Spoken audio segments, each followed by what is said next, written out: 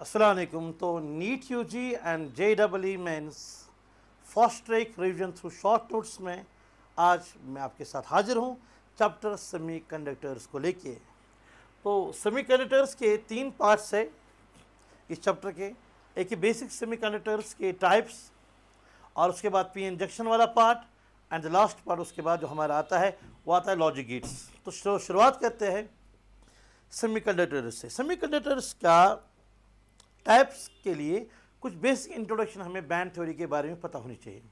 Band theory और band formation higher physics में हम पढ़ते हैं। आप एक रफ आइडिया मैं आपको देता हूं कि जब बहुत ज़्यादा एटम्स ना कंबाइन करते हैं, पास आते हैं, तो वहाँ एनर्जी शेल्स के बीच में ना, एनर्जी लेवल्स के बीच में इंटरेक्शन होती है, और इंटरेक्शन ज़्यादा डोमिनेंट होती है आउटर शेल्स में, और वहाँ बैंड्स बन जाते हैं। और बैंड में बहुत सारी band is it is actually made up of huge number of energy levels. तो एनर्जी लेवल्स का जो तादाद है तकरीबन 10⁻23।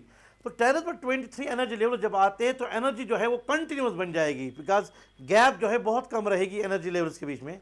अब एनर्जी लेवल्स अपना माने खो बैठेगी, वहाँ बैंड्स आएंगे। अब यानी बैंड्स दो तरह के बनते हैं, हमारा लोअर वैलेंस बैंड और अपर कंडक्शन बैंड। और वैलेंस बैंड और कंडक्शन बैंड के बीच में जो एनर्जी डिफरेंस होता है that's called band gap, that's denoted by Eg। और याद रखो, चाहे वैलेंस बैंड हो चाहे कंडक्शन बैंड हो, इलेक्ट्रॉन जो करते फिल वो करते हैं as per poly exclusion principle follow होता है। और याद रहे, जो वैलेंस बैंड में है वहाँ इलेक्ट्रॉन जो है वो बॉन्डेड है, therefore they are not free, they are bound because they are in bonding, so they are not free, so they will not constitute current.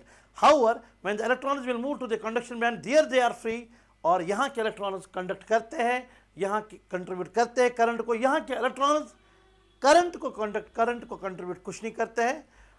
अब देखिएगा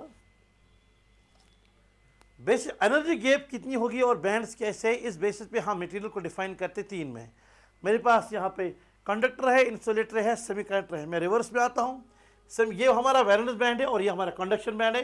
जो एनर्जी गैप होता है यहाँ पर वो 1 इलेक्ट्रॉन वोल्ट के अराउंड होता है, यानी of the order of kT।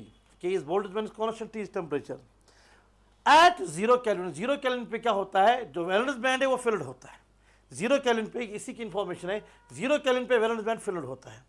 और कंडक्शन बैंड एम्प्टी होता है। क्योंकि कंडक्शन बैंड एम्प्टी है तो इलेक्ट्रॉन्स, यहाँ इलेक्ट्रॉन्स फिल्ड है लेकिन वो कंट्रीब्यूट करंट को नहीं करेंगे। कंडक्शन बैंड एम्प्टी है, so there is no current. इसका मतलब ये है it will act as an insulator at 0 kelvin. But जो ही हमारे पास टेम्परेचर बढ़ जाता है, अगर हम रूम टेम्परेचर की बात करेंगे तो इलेक्ट्रॉन आराम के साथ जाएंगे वैलेंस बैंड से कंडक्शन बैंड के बैंड तक। और हमें पता है कि एनर्जी गैप कम है। एनर्जी गैप इस ऑर्डर का है कि रूम टेम्परेचर में एनर्जी गैप क्रॉस हो सकती है।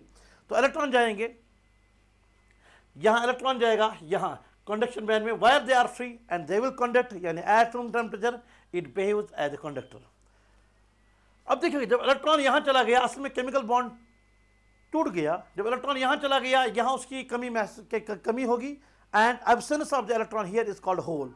होल एक्ट्स एज, जो होल है ना, ये एक्ट करता है as virtual positive charge. Hole is actually absence of electron. Electron वहाँ चले गए, वहाँ होल क्रिएट हो गया। तो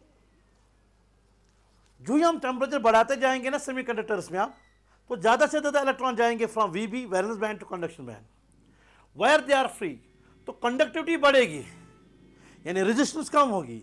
इसीलिए अगर मेरे पास इक्वेशन है number of electrons in conduction band का रिलेशनशिप टेम्परेचर के साथ है, बिकॉज टेम्परेचर बढ़ते बढ़ते वो भी बढ़ेगा, उसकी रिलेशन टेम्परेचर के साथ है। NCB is equal to N0 e का पावर माइनस Eg/kT। जो ही टेम्परेचर बढ़ेगा ना तो ये टर्म कम होगी, जब ये टर्म कम होगा, नेगेटिव टर्म कम होना मतलब है ये बढ़ जाएगा। इसका मतलब ये है, यहाँ पे ग्राफ है, अगर मैं रेजिस्टेंस या रेजिस्टिविटी का ग्राफ टेम्परेचर के साथ ड्रा करूंगा सेमीकंडक्टर्स में, वो कम होता है। याद रखिएगा, मेटल में जो कंडक्टर्स में जो ही आप टेम्परेचर बढ़ाते थे, आपकी रेजिस्टेंस बढ़ जाती थी, और यहाँ घट जाती है, because more electron move to the conduction band, where they are free, they will conduct. तो कंडक्टिविटी बढ़ेगी तो रेजिस्टेंस कम होगी। और अगर मैं number of electrons in conduction band या करंट की बात करूंगा या कंडक्टिविटी की बात करूंगा, वो टेम्परेचर के साथ एक्सपोनेंशियल इंक्रीज हो जाएगा, तो ग्राफ ऐसे बनेगा। अब देखिए इसके बाद इंसुलेटर में ये एनर्जी गैप बहुत ज़्यादा है, 3 इलेक्ट्रॉन वोल्ट से ज़्यादा है, यानी that's greater than KT। 6 electron volt diamond के लिए तो डायमंड बेस्ट इंसुलेटर है। अब ये इतनी एनर्जी गैप है कि इलेक्ट्रॉन, अच्छा ये तो हमारा फिल्ड है वैलेंस बैंड और कंडक्शन बैंड एम्प्टी है। अब अगर हम टेम्परेचर देंगे, ये इस एनर्जी बैरियर को क्रॉस कर ही नहीं सकता, ये बहुत ज़्यादा है। दैट्स वाई वी से इंसुलेटर इज इंसुलेटर, ये कंडक्ट क्यों नहीं करता है। और in case of conductors, valence band और कंडक्शन बैंड दे ओवरलैप, यानी बैंड गैप अराउंड 0 बन जाता है। अब देखिएगा, अब मैंने थोड़ा रफ आइडिया दिया आपको सॉलिड्स का classification on the band theory कैसे होती है। अब हमारा फोकस सेमीकंडक्टर पे जाएगा। हमारे पास जो पहले मटेरियल दिया है, कंडक्टर, सेमीकंडक्टर, इंसुलेटर, यहाँ दी गई है इनकी कंडक्टिविटी और यहाँ उनकी रेजिस्टिविटी दी गई है। एनसीईआरटी का टेबल है, एज ए डायरेक्ट आप याद रखिएगा। फॉर एग्जाम्पल यह याद रखने के लिए थोड़ा एक हिंट दूंगा मैं। यहाँ 10 का पावर 2 से 10 का power 8 ohm inverse metre inverse, ohm inverse metre inverse हमारा वैल्यू है कंडक्टर के लिए। उसका उल्टा करोगे, पहले 10⁻8 का उल्टा लिखोगे तो 10⁻⁻8, उसके बाद 10⁻2 का तो 10⁻2, ये यहाँ से यहाँ तक वेरी करेगा। फॉर एग्जाम्पल यहाँ पर और एक एग्जाम्पल दूंगा, यहाँ पहले 10⁻5 का उल्टा लिखोगे तो 10⁻5, वहाँ 10⁻6 का उल्टा तो 10⁻6 आएगा, यानी ये वेरी होगा 10⁻6 से 10⁻6 तक। तो एक ये 3 याद रखोगे तो ये तो फिर फॉलो हो ही जाएगा। और सेमीकंडक्टर के आप टाइप्स हैं, सेमीकंडक्टर्स के 2 टाइप्स मान लिए, प्योर और इम्प्योर। प्योर है जिसमें कोई इम्प्योरिटी हमने ऐड नहीं की, जिसमें इम्प्योरिटी ऐड करते हैं उसको इम्प्योर कहते हैं या एक्सट्रिंसिक कहते हैं। इसको हम इंट्रिंसिक कहते हैं प्योर को, इसको एक्सट्रिंसिक को दूसरा नाम है डोप्ड, बिकॉज जिस प्रोसेस में उसको इम्प्योरिटी ऐड की जाती है, यानी प्योर को जब इम्प्योरिटी ऐड की जाती है वो इम्प्योर बन जाता है, और इम्प्योरिटी ऐड करने का नाम है, उस प्रोसेस का नाम है डोपिंग, और जो इम्प्योरिटी ऐड की गई है उसका नाम है डोपेंट, और जो सेमीकंडक्टर हमें मिलता है एक्सट्रिंसिक यानी इम्प्योर, उसका नाम है डोप्ड सेमीकंडक्टर भी इसका नाम है। अब इसके 2 टाइप से, एन टाइप है, पी टाइप, इसके बाद कंपैरिजन में पढ़ाया जाएगा। पहली बात, डोपिंग क्यों की जाती है, 2 वजह। पहली, चार्ज कंसंट्रेशन को हमें बढ़ानी है और करंट्स बढ़ जाएंगे, और उन चार्ज कंसंट्रेशन पे हमारा कंट्रोल रहे, ताकि जो डिजायरेबल डिवाइस हम चाहेंगे हम अकॉर्डिंगली उसकी फंक्शन कराए। तो मैं बताऊंगा, to increase the charge concentration and to control to have charge और charge flow, so that we can devise the devices which are, जो हम चाहते हैं बनाना, ठीक है ना।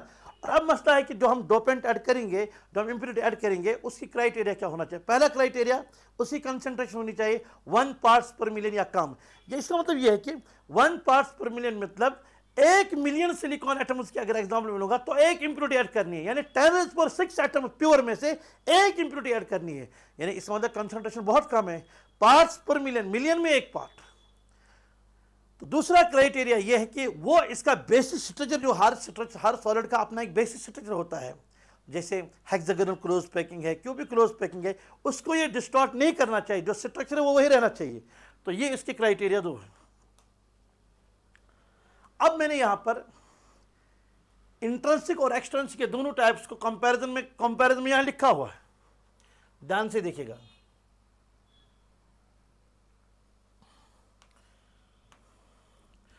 सबसे पहले इंप्योरिटी के बारे में बात की जाएगी। देखो यहां कोई इंप्योरिटी नहीं है इंट्रिंसिक में। एक्सट्रिंसिक का जो एन टाइप है वहां हम इंप्योरिटी ऐड करते हैं पेंटावैलेंट, जिसकी वैलेंसी 5 है। जैसे मेरे पास फॉस्फोरस है, मेरे पास बिस्मथ है, मेरे पास एंटीमनी है, जिन्हें पेंटावैलेंट इंप्योरिटी। और यहां हम जो इंप्योरिटी ऐड करते हैं दैट्स ट्राइवैलेंट, जिसके 3 वैलेंसी, जैसे एल्युमिनियम है, गैलियम है, इंडियम है। उसके बाद क्रिस्टल स्ट्रक्चर का आइडिया देता हूं। क्रिस्टल स्ट्रक्चर देखिए, यहां पर हर जगह सिलिकॉन है, यहां गलती से मिसप्रिंट हुआ, ये भी सिलिकॉन है। हर सिलिकॉन के वैलेंसी 4 है, हर सिलिकॉन दूसरे सिलिकॉन के साथ बॉन्डेड है, इधर से भी, इधर से भी, इधर से भी, इधर से भी, इधर से भी, इधर से भी, इधर से, यानी यहां पर कोई भी, यहां हर कोई इलेक्ट्रॉन जो है वो बॉन्डेड है, कोई इंप्योरिटी यहां हमने ऐड नहीं की है। अगर यहां देखोगे सिलिकॉन ही सिलिकॉन नजर आ रहा है, लेकिन बीच में हमारे पास फॉर एग्जाम्पल यहां फॉस्फोरस है, तो फॉस्फोरस पेंटावैलेंट है, और इसके यहाँ पे तो चार यहाँ भी बॉन्डिंग थी, यहाँ भी बॉन्डिंग, यहाँ भी बॉन्डिंग, यहाँ भी बॉन्डिंग। इसके 5 में से 4 बनाएंगे बॉन्ड 4 सिलिकॉन के साथ नेबरिंग में। अब एक इलेक्ट्रॉन तो बचता है जो बॉन्ड में इन्वॉल्व नहीं होगा, इसका मतलब है एक इंप्योरिटी जो हमने दी ये एक इलेक्ट्रॉन को डोनेट करेगा। इसका मतलब इसीलिए जो हमारे पास पेंटावैलेंट इंप्योरिटी है उसको हम डोनर इंप्योरिटी भी कहते हैं, और इस सेमीकंडक्टर को हम डोनर टाइप भी कहते हैं, एन टाइप को। यानी each impurity can donate 1 electron. अगर हम यहां की बात करेंगे, यहां हमने फॉर एग्जाम्पल इंडियम के 3 वैलेंसीज है। अब तो हमारे पास तो 4 बॉन्ड्स थे, तो इसके 3 इन्वॉल्व हो जाएंगे, लेकिन इसका मतलब यह है कि एक जगह यहां पर वैकेंसी क्रिएट हो जाएगी, ये बॉन्ड में इन्वॉल्व नहीं होगा। इसका मतलब यह है इसके 3 के साथ बॉन्ड बनाते हैं। अब जो चौथा इसके साथ बना रहा था पहले प्योर के लिए, अब वहां पर वैकेंसी है। इसका मतलब वैकेंसी को कहते हैं hole, it is vacancy of absence of electron दिया। तो इसका मतलब हर एक इंप्योरिटी जो है ट्राइवेलेंट, वो एक वैकेंसी, वो एक होल डोनेट करता है, होल डोनेट करता है, यानी होल देता है। Hole can accept electrons, that is why it's called acceptor impurity, and the semiconductor P type is also called as acceptor type. अब यहां देखिएगा बैंड डायग्राम के बारे में, यहां इसका वैलेंस बैंड है, यहां कंडक्शन बैंड में, यहां 3 होल्स है। तो इसका मतलब होल्स कब बनेंगे, जब इलेक्ट्रॉन जाएंगे कंडक्शन बैंड में, वहां होल एब्सेंस रहेगी। जब 3 इलेक्ट्रॉन जाएंगे तो 3 वैकेंसीज रहेंगी। 3 होल्स का मतलब ऊपर 3 इलेक्ट्रॉन्स गए हैं। इसका मतलब जितने नंबर ऑफ होल्स है वैलेंस बैंड में उतने ही नंबर ऑफ इलेक्ट्रॉन्स है कंडक्शन बैंड में। यानी इलेक्ट्रॉन कंसंट्रेशन और होल कंसंट्रेशन से number of holes per unit volume वो दोनों की सेम है, इसलिए यहाँ नंबर ऑफ इलेक्ट्रॉन और नंबर ऑफ होल्स सेम है, न कोई मेजॉरिटी में है न कोई माइनॉरिटी में है। जितने यहाँ नीचे होल्स है उतने ऊपर कंडक्शन बैंड में इलेक्ट्रॉन्स है। तो N is equal N H. यहाँ देखिएगा यहाँ पर 3 इलेक्ट्रॉन्स, यहाँ वैलेंस बैंड में 3 होल्स आए हैं, इसमें 3 इलेक्ट्रॉन्स गए होंगे कंडक्शन बैंड में, तो यहाँ 3 तो यहाँ 1 2 3 है ही। उसके अलावा क्योंकि हर एक इंप्योरिटी एक इलेक्ट्रॉन डोनेट कर सकता है।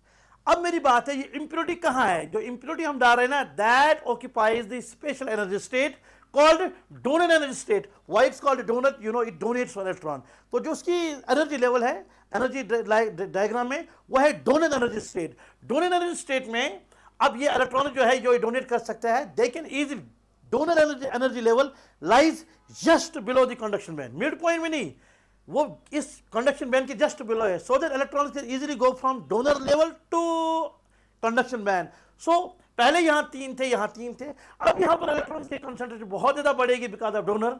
तो यहाँ इसलिए N is greater than N H, इसलिए जो इलेक्ट्रॉन्स है ये हमारे मेजॉरिटी कैरियर्स यहाँ पर है, और होल जो है ये हमारे माइनॉरिटी कैरियर्स यहाँ पे।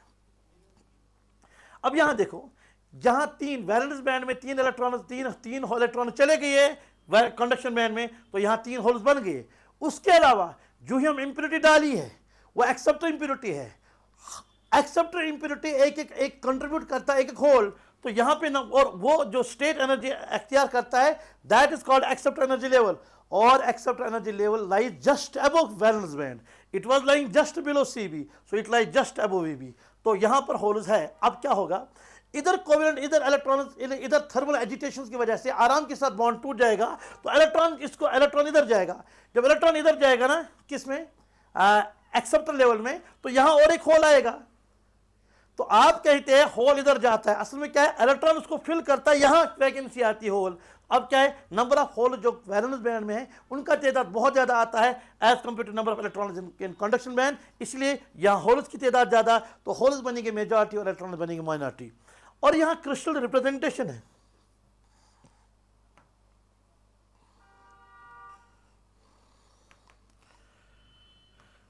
अच्छी तरह से देखो,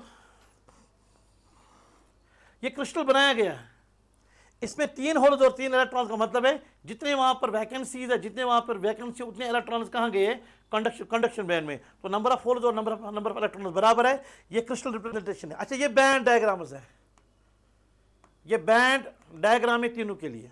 अब यहां देखो, यहां पर मैंने पॉजिटिव पॉजिटिव पॉजिटिव दिखाया, ये जो पॉजिटिव है ये वाला पॉजिटिव, ये डोनर एटम है, क्योंकि ये डोनेट करता है इलेक्ट्रॉन। जब ये डोनेट इलेक्ट्रॉन करेगा, खुद पॉजिटिव चार्ज है, इलेक्ट्रॉन मोबाइल है, वो चार्ज कैरियर है, खुद वो इमोबाइल है। यानी जो डोनर हो या वहां एक्सेप्टर हो, वो खुद इमोबाइल है, वो खुद मूव नहीं करेगा। लेकिन पॉजिटिव चार्ज क्यों चढ़ी, बिकॉज उसने डोनेट इलेक्ट्रॉन किया। अब देखिएगा हर एक पॉजिटिव एक एक डोनेट करेगा, इसलिए यहां बहुत सारे पॉजिटिव के साथ एक एक नेगेटिव है। जो नेगेटिव है ना वहां मेजॉरिटी कैरियर्स हो इलेक्ट्रॉन्स, लेकिन वहां पर मैंने बोला है तो इलेक्ट्रॉन्स की तादाद कंडक्शन बैंड में ज़्यादा है। इसका मतलब ये नहीं कि होल्स में वैलेंस बैंड में होल्स नहीं, होल्स है अब वो माइनॉरिटी है एन टाइप में, इसलिए इक्का दुक्का यहाँ होल भी हम बनाएंगे। अब देखिएगा इस हर एक नेगेटिव के साथ का मतलब है एक एक डोनर एटम जिसको पॉजिटिव चार्ज चढ़ेगी ये एक एक इलेक्ट्रॉन डोनेट करता है। यहाँ जो है एक्सेप्टर एक एक एक्सेप्टर जो है ना एक्सेप्टर एक एक इलेक्ट्रॉन एक्सेप्ट करेगा, इसलिए इन सबको नेगेटिव दिखाया गया है। और हर एक नेगेटिव से एक एक होल इसका मतलब है हर एक नेगेटिव के साथ एक एक होल का मतलब है हर एक नेगेटिव जो हर एक नेगेटिव इसको चार्ज चढ़ेगी नेगेटिव, ठीक है ना। जब चार्ज इसकी ओवरऑल क्रिस्टल की चार्ज 0 है, यानी जो एक्सेप्टर हमारा है वो इलेक्ट्रॉन को एक्सेप्ट करता है। अब हर एक कंट्रीब्यूट करता है ना एक एक होल, तो हर एक नेगेटिव के साथ एक एक होल दिखाया गया, ठीक है ना। अब यहाँ पे देखिए आराम के साथ यहाँ होल्स दिखाए गए हैं, इसका मतलब number of holes valence band में ज़्यादा है पी टाइप में। इसका ये भी मतलब है ना कंडक्शन में इलेक्ट्रॉन है पर तादाद कम है, तो इक्का दुक्का इलेक्ट्रॉन यहाँ बनाएंगे ताकि वो माइनॉरिटी कैरियर्स है।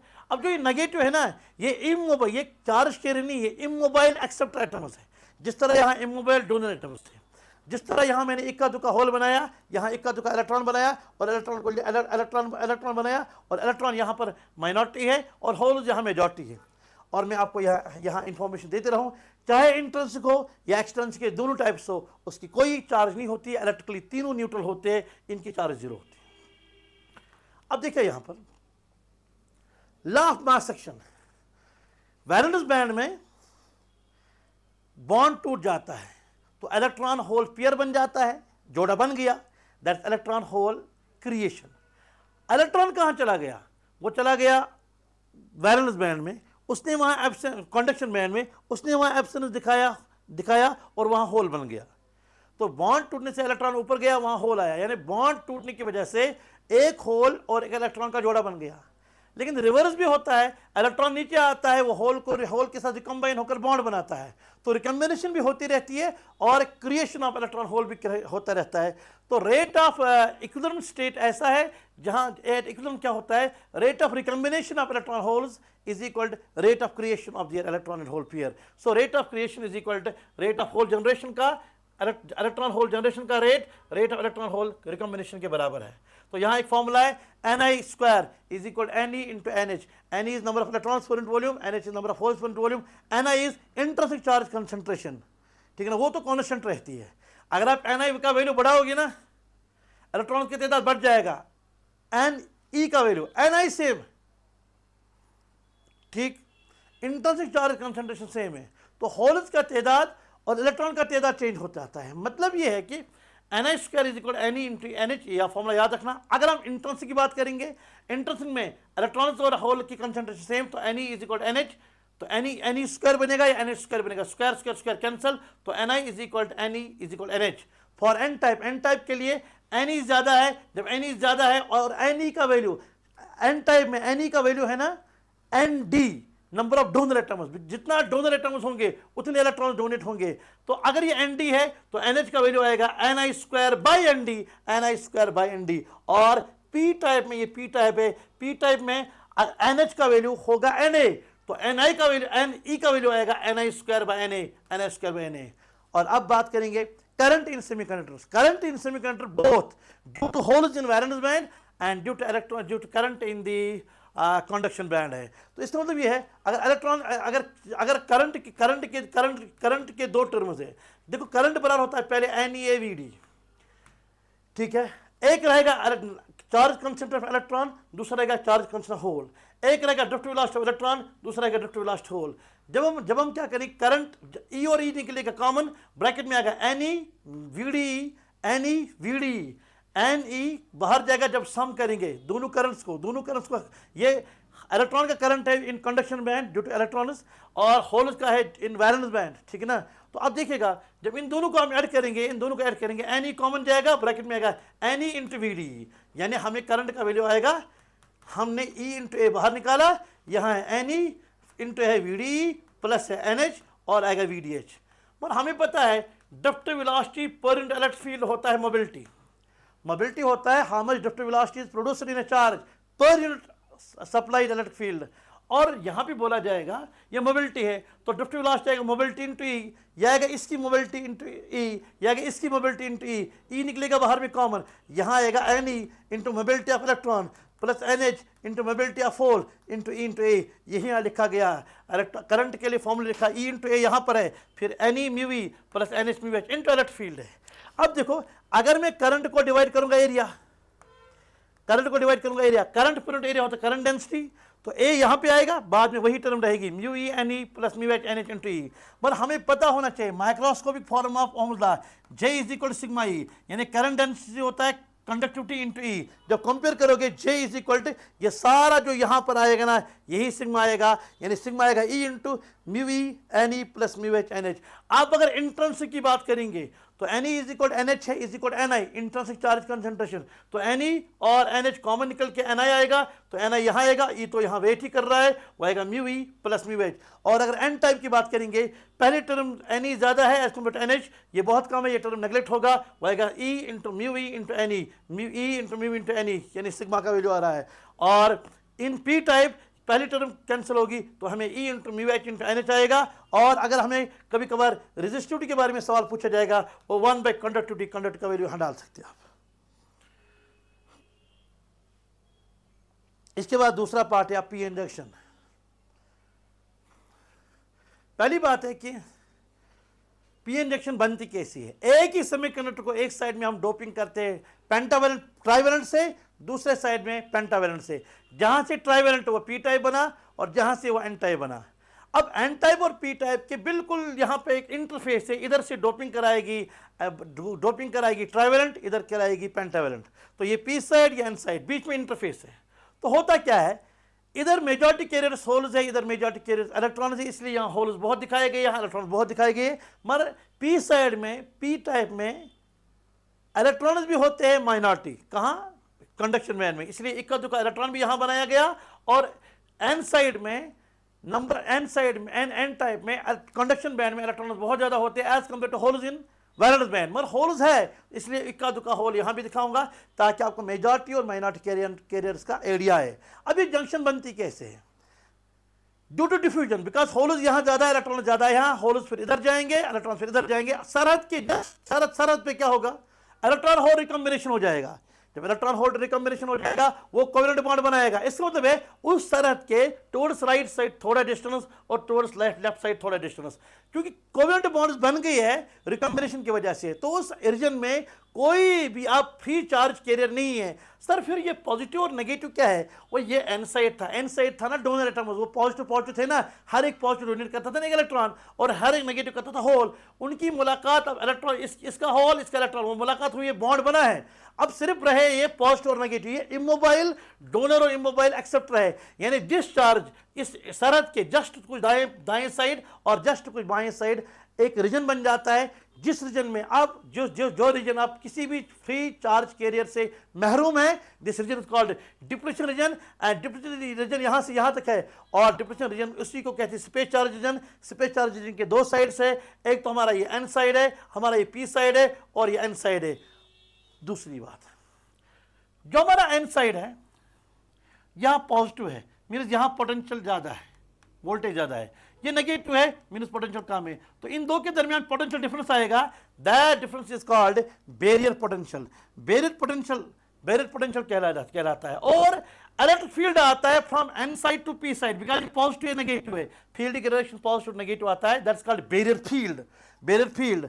और बैरियर फील्ड का आइडिया मैंने दिया, वो एन टू पी होता है, एन टू पी ऐसे मैंने निशाना दिया है तो याद रखिएगा, सवाल आएगा तो एन टू पी। और पोटेंशियल ज़्यादा एन साइड का है as compare to P side. अब अगर आपको बैरियर फील्ड निकालने के लिए कहा जाएगा, जैसे यहाँ पे दिया गया है कि डिप्लेशन विड्थ, जो इस एरिया की, जो इस रीजन की विड्थ होती है ना W, वो W दिया गया of the order of 5 micrometre होता है, ठीक है। अब जो ये बैरियर पोटेंशियल होता है ना डिफरेंस, वो अराउंड होता है 0.7 वोल्ट, सिलिकॉन के लिए 0.7 वोल्ट होता है।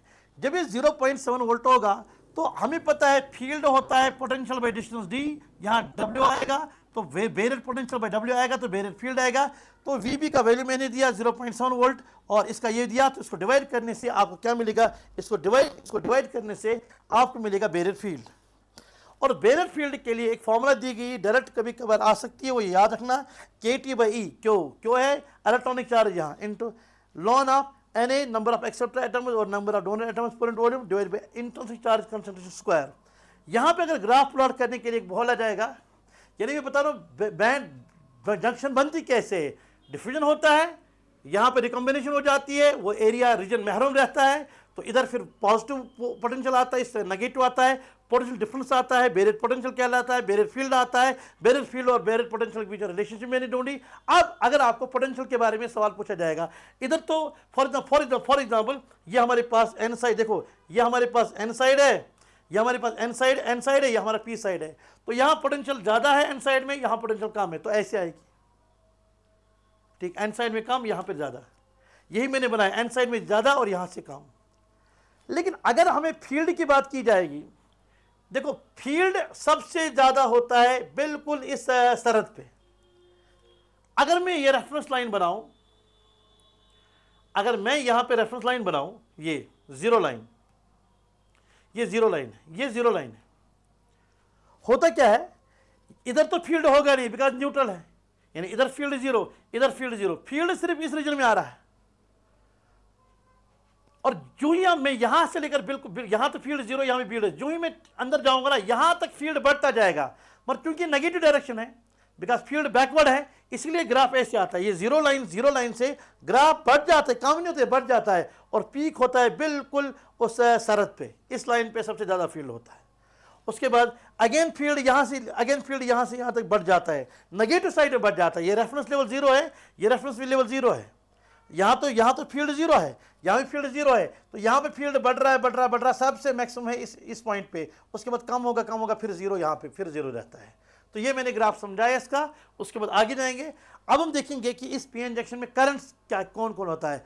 करंट दो तरह के होते हैं, जो ये मेजॉरिटी कैरियर्स डिफ्यूज होगी ना, holes from P to N, electrons from N to P, electron की डायरेक्शन जहां होगी करंट की डायरेक्शन उसकी उल्टी होती है, यानी इलेक्ट्रॉन का डिफ्यूजन N to P होता है तो डिफ्यूजन करंट आएगा P to N, और होल जो है वर्चुअल पॉजिटिव है, और जो पॉजिटिव चार्ज की डायरेक्शन होती है वही करंट की डायरेक्शन को डिसाइड करता है। तो मीन्स इसका ये भी मतलब है होल जाता है P to N, यानी डिफ्यूजन करंट की डायरेक्शन होती है फ्रॉम P to N, और ये डिफ्यूजन ऑफ मेजॉरिटी कैरियर्स की वजह से होता है, यानी it is due to majority carriers और उसकी direction from P to N। और वंस डिफ्यूजन की वजह से जो वहाँ पर रिकॉम्बिनेशन हो जाती है तो बेरियर पोटेंशियल आता है, बेरियर फील्ड आता है, बेरियर फील्ड आता है N to P। अब क्या करेगा, आपको पता होना चाहिए एरोस्टेट से, पॉजिटिव चार्ज पे फोर्स लगता है इन द डायरेक्शन ऑफ फील्ड और नेगेटिव पे लगेगा अगेंस्ट फील्ड। अब होल्स इधर से जा रहे थे P to N, मगर फील्ड यहाँ लगा, होल की तो पॉजिटिव चार्ज है, होल की पॉजिटिव चार्ज है, होल इधर से जाता था P to N, मगर फील्ड यहाँ है, तो इस पे फिर फोर्स लगेगा फ्रॉम इसी डायरेक्शन में, इन direction of field.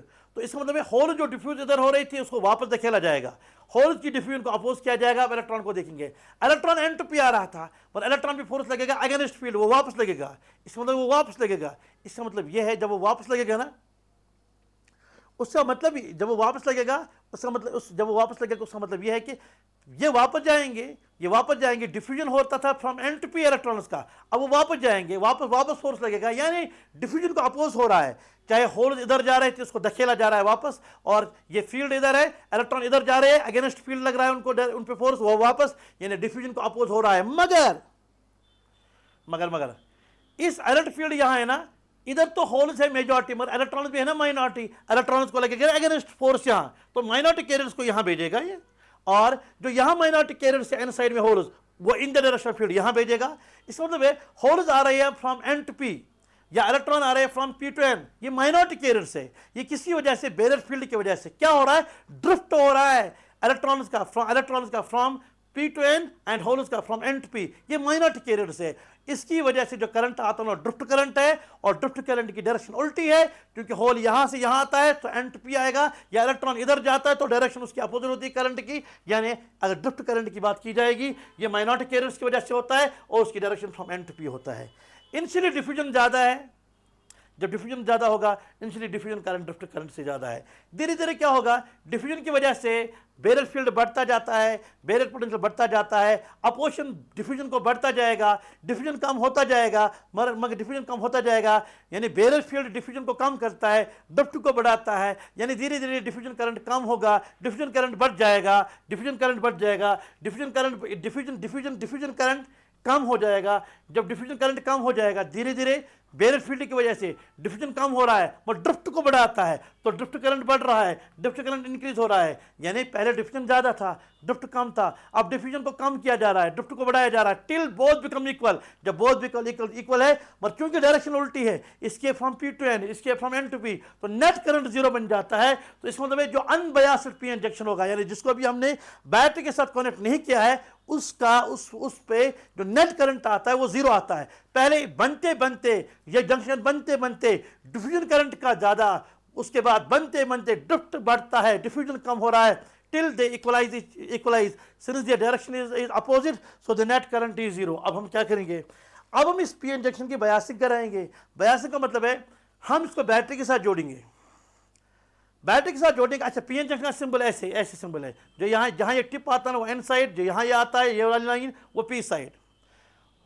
Forward biasing और रिवर्स बायसिंग, फॉरवर्ड बायसिंग में हम क्या करते हैं, हम पी साइड को हायर पोटेंशियल पे रखते हैं और एन साइड को लोअर पोटेंशियल के साथ, इसको पॉजिटिव टर्मिनल के साथ ज्वाइन कराते हैं, इसको नेगेटिव के साथ। अब यहाँ पर पी साइड को हम नेगेटिव के साथ लगाते हैं, एन साइड को पॉजिटिव के साथ, इसको कहिए रिवर्स बायसिंग। बैरियर फील्ड की डायरेक्शन कहाँ होती है, फ्रॉम एन टू पी। वो इधर भी बैरियर फील्ड आएगा, इधर भी बैरियर फील्ड आएगा फ्रॉम एन टू पी, इधर भी बैरियर फील्ड आएगा एन टू पी। अब देखो फील्ड की डायरेक्शन होता है ना पॉजिटिव नेगेटिव, यानी एक्सटर्नल फील्ड यहाँ पॉजिटिव है, ये पॉजिटिव यहाँ नेगेटिव है, तो एक्सटर्नल फील्ड आएगा फ्रॉम पॉजिटिव टू नेगेटिव, ये ई एक्सटर्नल है, और यहाँ पॉजिटिव यहाँ नेगेटिव है, यहाँ ई एक्सटर्नल है। देखो यहाँ e external in the direction field आ रहा है, यहाँ ई एक्सटर्नल अगेंस्ट फील्ड आ रहा है, इसका मतलब इसको यहाँ अपोज करेगा, इसको यहाँ फेवर करेगा। जब यहाँ फील्ड को अपोज किया जाएगा, यहाँ फेवर किया जाएगा बैरियर फील्ड को, एक्सटर्नल फील्ड बैरियर फील्ड को यहाँ अपोज कर रहा है, यहाँ फेवर कर रहा है, मीन्स यहाँ पर बैरियर फील्ड फिर कम होगा, यहाँ बैरियर फील्ड बढ़ जाएगा। जब बैरियर फील्ड ही कम हुआ तो पोटेंशियल बैरियर भी कम हो गया, यहाँ पोटेंशियल बैरियर बढ़ जाएगा, उल्टा। अच्छा, यहाँ पर विड्थ को क्या होगा, फिर जो विड्थ ऑफ डिप्लीशन रीजन है वो कम हो जाएगी, यहाँ विड्थ बढ़ जाएगी। जब विड्थ यहाँ बढ़ जाएगी, विड्थ ही रुकावट थी, यानी डिप्रेशन रीजन जो ही बढ़ रहा था वो डिफ्यूजन को अपोज कर रहा है, यानी जो करंट है ना main, because of majority carriers, उसको कम कर रहा है, मींस वो resistance, in other words resistance है, रुकावट तो वही है, तो रेजिस्टेंस यहाँ बढ़ जाती है, यहाँ रेजिस्टेंस बढ़ जाती है, बिकॉज विड्थ बढ़ जाती है, यहाँ रेजिस्टेंस कम हो रही है, और आइडियल डायोड की फॉरवर्ड रेजिस्टेंस जो है वो जीरो लिया जाता है, और आइडियल डायोड का जो बैकवर्ड रेजिस्टेंस है वो इन्फिनिट लिया जाता है। पहले अनबायस्ड में net current zero, forward biasing में डिप्लीशन रीजन कम हो गया, डिप्लीशन रीजन ही क्या कर रहा था, उसी का बैरियर फील्ड डिफ्यूजन को अपोज कर रहा था। अब क्योंकि वो विड्थ कम हुई, डिफ्यूजन बढ़ जाएगा और ड्रिफ्ट कम होगा, यानी नेट करंट जो आएगा वो फॉरवर्ड करंट आएगा from P to N, because यहाँ डिफ्यूजन ज्यादा है as compare to drift, means इसमें डिफ्यूजन और ड्रिफ्ट बराबर नहीं, डिफ्यूजन ज्यादा है, ड्रिफ्ट कम है। नेट करंट जो आएगा फ्रॉम पी टू एन, ठीक है ना, उसको हम फॉरवर्ड करंट कहते हैं, डायरेक्शन होता है फ्रॉम पी टू एन, और यही लॉजिक यहाँ यूज करेंगे। यहाँ पे ड्रिफ्ट बढ़ेगा, बिकॉज विड्थ बढ़ गई, ड्रिफ्ट बढ़ जाएगा, डिफ्यूजन कम हो रहा है। अब नेट करंट जो आएगा वो ड्रिफ्ट ही डिसाइड करेगा, बिकॉज ड्रिफ्ट है from N to p, diffusion है from P to n, net drift ज्यादा है तो नेट करंट आएगा अब एन टू पी, उसको रिवर्स करंट कहते हैं, उसकी डायरेक्शन होती है फ्रॉम एन टू पी। अब उसके बाद चाहे हमने फॉरवर्ड बायसिंग की या रिवर्स बायसिंग की, हम अब देखेंगे फॉरवर्ड बायसिंग में जो ही फॉरवर्ड वोल्टेज हम बढ़ाते जाएंगे, हम देखेंगे करंट को क्या होगा।